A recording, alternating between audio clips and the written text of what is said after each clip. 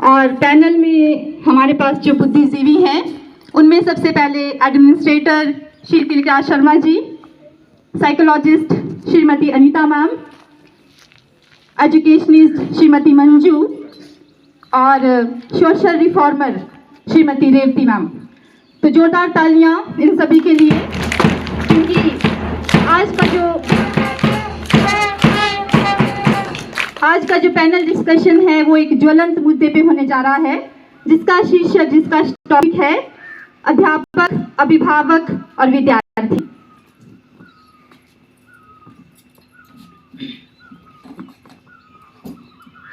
जैसा कि हम सभी जानते हैं कि एक बच्चे के निर्माण में, विद्यार्थी के निर्माण में उसके अभिभावक और अध्यापक की बहुत भूमिका रहती है। तो मेरा पहला जो क्वेश्चन है वो एजुकेशनिस्ट श्रीमती मंजू से है कि अध्यापक और अभिभावक में वो कौन है जो बच्चों को उनकी उद्देश्य प्राप्ति में, उनकी शिक्षा प्राप्ति में ज़्यादा प्रेरित करता है। प्रेरणा दोनों देते हैं, लेकिन ज़्यादा प्रेरणा कौन देता है? Ma'am please. आप सभी को मेरा नमस्कार। तो जैसे मैम ने प्रश्न किया कि अभिभावक और अध्यापक में कौन है जो बच्चे को शिक्षा के लिए ज़्यादा प्रेरित करता है। अभिभावक और अध्यापक दोनों ही बच्चे को प्रेरित करते हैं। कहा भी गया है कि अभिभावक बच्चे के प्रथम गुरु होते हैं। जो सीखने की जो प्रोसेस है वो घर से ही शुरू होता है, लेकिन जो माता पिता है उनका दायरा सीमित होता है, अपने बच्चे तक होता है। लेकिन एक अध्यापक वो समाज का एक महत्वपूर्ण सदस्य होता है तथा वो हर कोशिश करता है कि बच्चे को प्रेरित करे।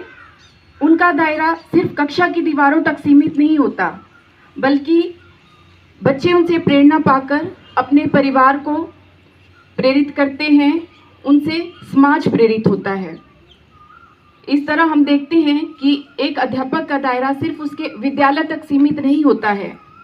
एक माता पिता अपने बच्चे को प्रेम से, प्यार से समझाते हैं, लेकिन एक अध्यापक बच्चे को अनुशासित जीवन प्रदान करता है, उसमें नैतिक शिक्षा जगाता है और बच्चे को एक अच्छा नागरिक बनाता है।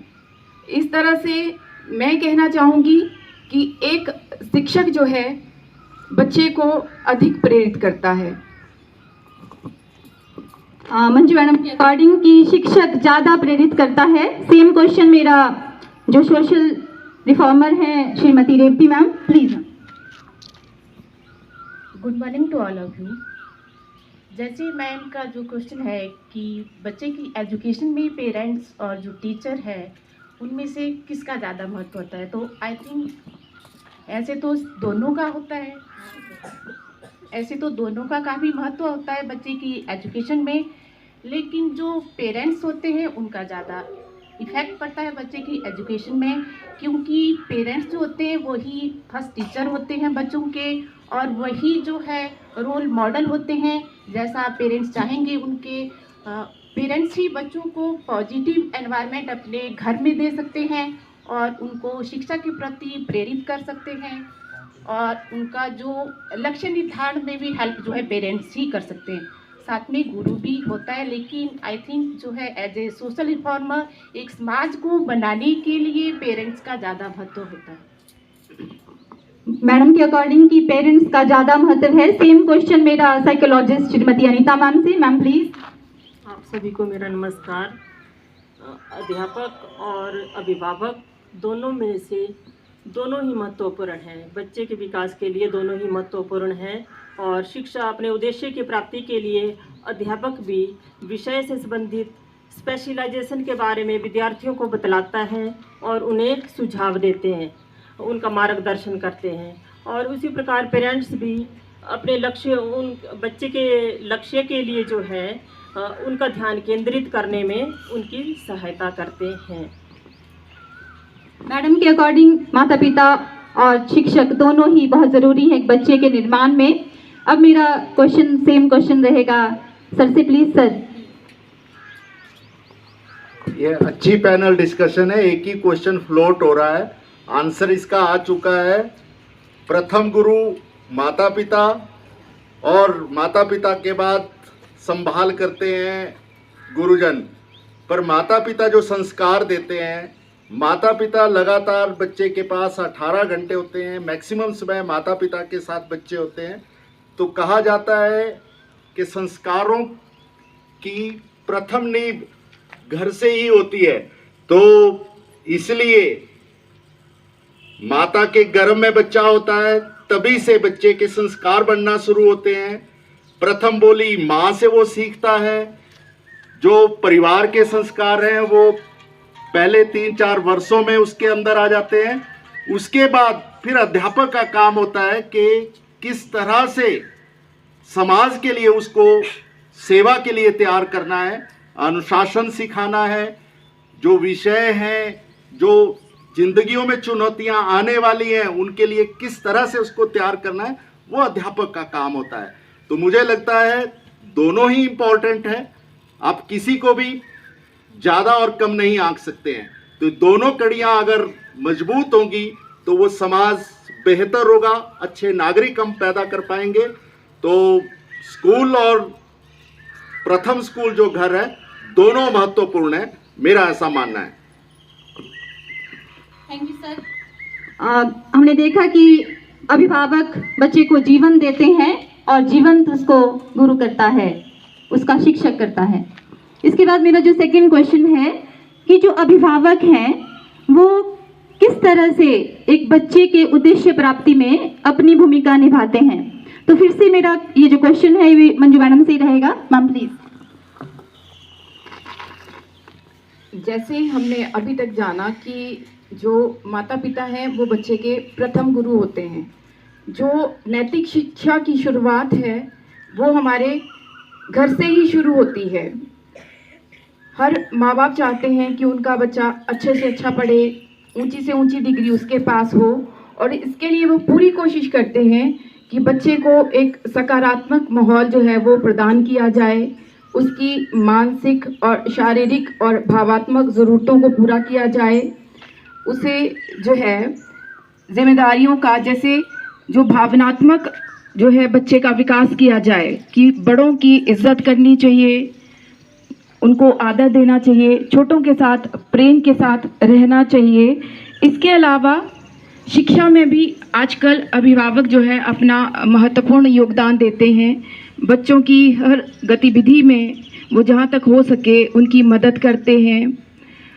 उनको किताबें और कापियाँ उपलब्ध करवाने के अलावा भी वो शिक्षकों के साथ जो है वो लगातार जो है वो टच में रहते हैं।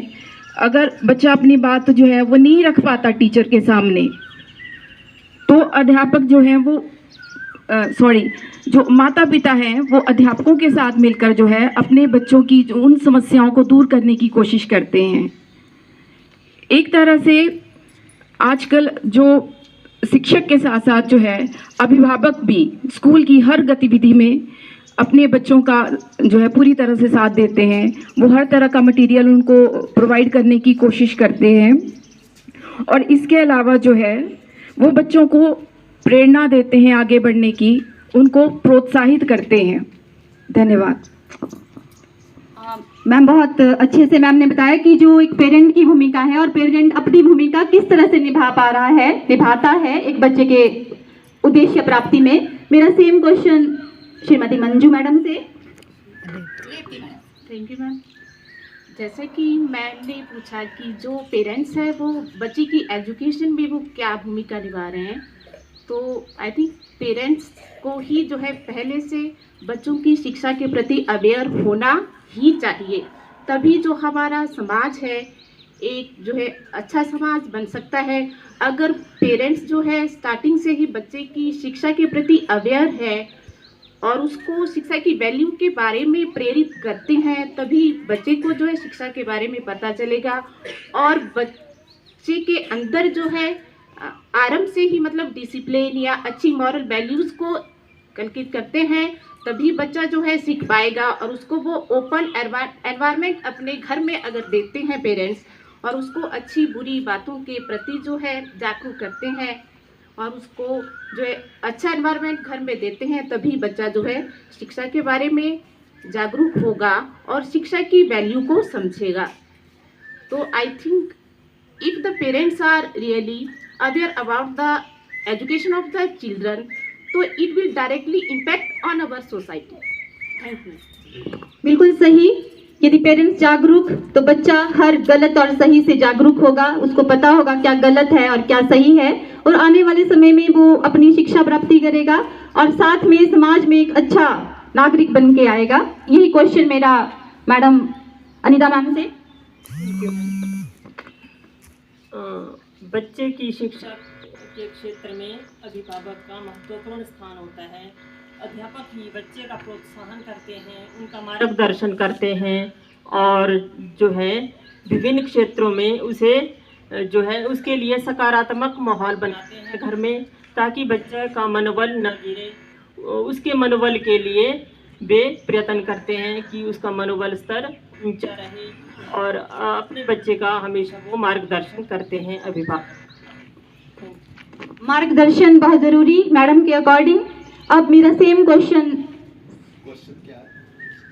माता रोल है, क्या भूमिका है बच्चों की शिक्षा प्राप्ति और उसके उद्देश्य के लिए? Sir please. माता पिता क्या कर सकते हैं? सबसे पहली बात तो माता पिता इसको स्क्रीन टाइम को कम करें। हो क्या रहा है कि बच्चा छोटा है, माता को कुछ काम करना है, इसलिए बेटे को यहाँ कोई भी कार्टून लगा के व्यस्त कर दिया जाता है। और शुरू से ही ये लत जब लग गई तो बच्चा खाना भी तभी खाएगा जब उसके सामने फोन होगा।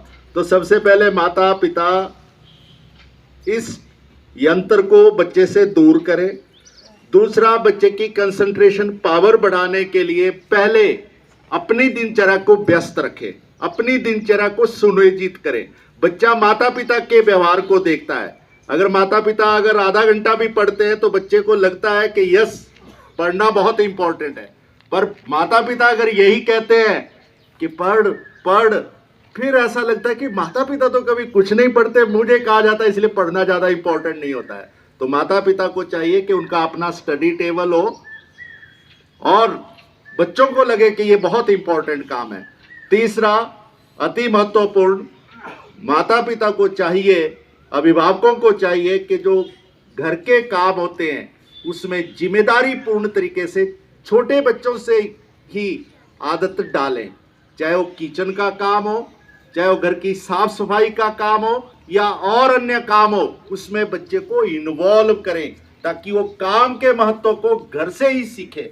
मैंने कई पढ़ा है और कई वीडियोस ऐसे देखे हैं कि जापान में छोटे छोटे बच्चे उन सारे कार्यों को बड़ी निपुणता के साथ करते हैं जो हमारे बच्चे कॉलेज में जाकर के भी नहीं करते हैं। तो माता पिता संभल जाएं, अपने बच्चे को जिम्मेवारियों का एहसास शुरू से कराना शुरू करें। ये ना कि टाई बेल्ट पहना दी और बड़े बड़े प्यार से गाड़ी में रख दिया और जाओ बच्चा आनंद करो, मैं आपके पीछे हूं। नहीं, उनको कहो कि बेटा अब तेरी जिंदगी है, तूने अब चुनौतियों का सामना करना है। हाँ, कभी मेरी जरूरत पड़े तो मैं आपके आसपास हूं। तो बच्चे को बहुत जिम्मेवार नागरिक बनाने के लिए प्रयास करना होगा। सर प्लीज, बहुत अच्छे, क्योंकि सर के अकॉर्डिंग मैंने यही देखा कि मोबाइल से अपना रिश्ता टूटना और किताबों से जुड़ना, बच्चे को अपने जीवन में फिर शायद कुछ ना पड़े ढूंढना। जो पैनल डिस्कशन थी, मुझे आशा है कि आप सभी को आनंद आया होगा, क्योंकि ये हमसे रिलेटेड था तो हमने पूरा उसमें पार्टिसिपेट और देने की कोशिश की। फिर से मिलेंगे हम एक नई पैनल डिस्कशन में। तब तक के लिए जय हिंद, जय भारत।